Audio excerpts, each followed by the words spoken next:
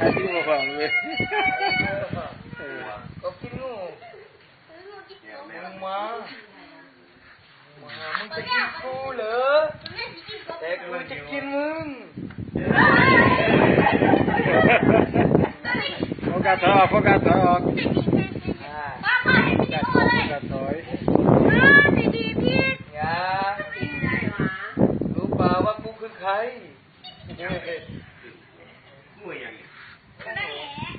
ก็สิลงไปกินกบแต่กบกินเพิ่นนี่หอดตลอดเลยนะแสดงเป็นไม่เอา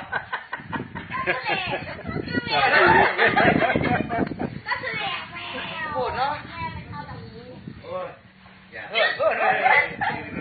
นี่หอดต้นหลินละก้อนโอ้ยไม่เอาเนาะ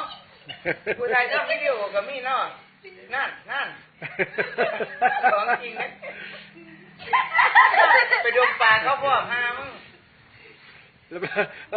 าเสียมีคนเด็กเบิ่งไรงูเนาะกินเดือน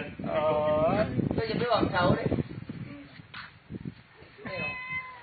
นี่หอดเสียงเมียวก่อน